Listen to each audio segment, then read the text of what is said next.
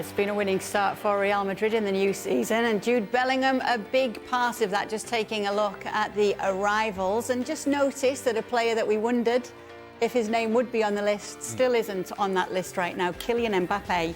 And it doesn't look as though he will be coming this summer, because Carlo Ancelotti was asked about further signings and he said, "I rule it out 100%. I wonder if he said 100%. I wish he did.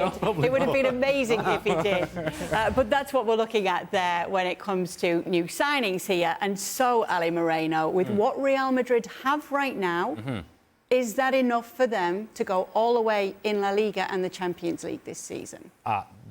Those are two different questions. Okay. Now you can answer them in two different parts. You made it a package deal there. I'm going to say it's good enough to win La Liga. I'm not sure that it's good enough to win Champions League. In fact, I would say that it's probably not quite the case. They are missing a striker. They're missing a center forward. That role right now is being filled not by Rodrigo, not by Vini Jr., but by Jude Bellingham. And while he has done a remarkable job to begin his career with Real Madrid, I don't think that we're going to see 2 goals a pop for Jude Bellingham every time he shows up on the field. I don't think that's quite happening, and it's not something that Real Madrid should depend on. So Vini Jr. is going to have to get his fair share of goals, and so does Rodrigo. And how do they do that? Well, Vini cannot stay in wide areas. He's going to stay more central and be a second option inside the 18-yard box, which right now he's fighting against that. Right now it doesn't feel natural to him. It's not what he does best, and you don't see him naturally getting himself in a position where that ball is on the right-hand side for him to be an option on the back post. It's not happening. He needs to do that because his goals need to happen for Real Madrid to have a much better chance, not only of winning La Liga, but truly competing in Champions League. So to answer your question, good enough to win La Liga, don't think quite good enough to win Champions League. So Ali's not convinced with Real Madrid for the Champions League this season, given the fact that this is where the signings stop for them. Yep. Bayern Munich did do the business they needed to do in getting their striker in Harry Kane. Who has the better chance in the Champions League this season, Real Madrid or Bayern Munich? Bayern Munich. Because of that? Because of Harry Kane? A huge part of it, Harry Kane, but they've also strengthened right up the spine. Kim at centre-back, because defensively, some of the amount of goals they let in last season was just, we talked about how un-Bayern they were going forward. Well, defensively, they were so un-Bayern-like. And they've signed a guy that every team on the planet would have liked in Kim.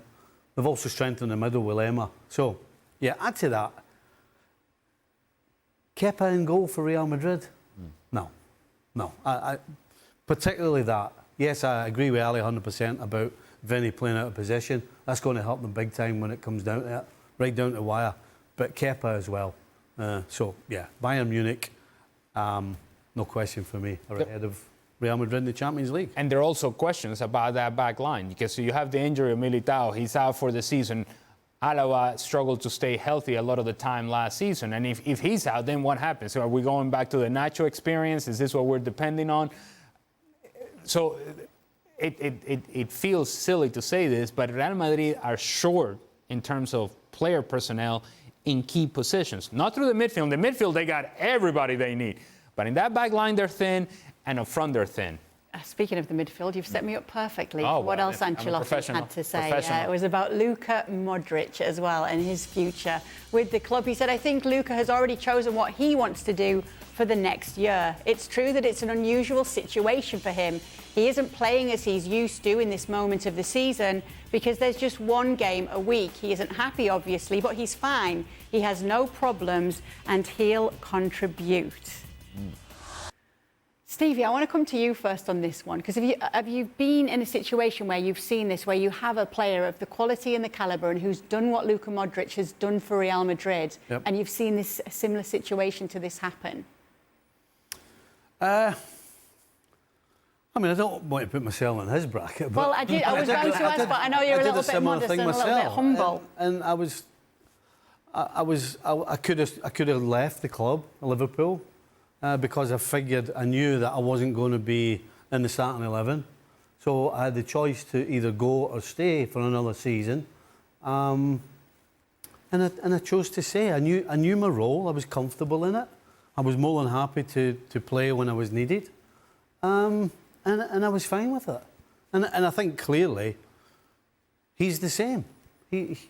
Modric has absolutely chosen to take a little bit of a backseat. But for Ancelotti, this is dreamland. Because Modric, fantastic professional, the only thing he's going to do is come in every day and train hard and be prepared if the manager wants him. I mean, what an absolutely fantastic position for Ancelotti to be in, to be able to rest somebody and then, oh no, I'm going to have to play Modric. Well, thank you very much for watching ESPN on YouTube. For more sports highlights and analysis, be sure to download the ESPN app. And for live streaming, premium content, and let's not forget as well, ESPN FC 7 days a week. Subscribe to ESPN Plus.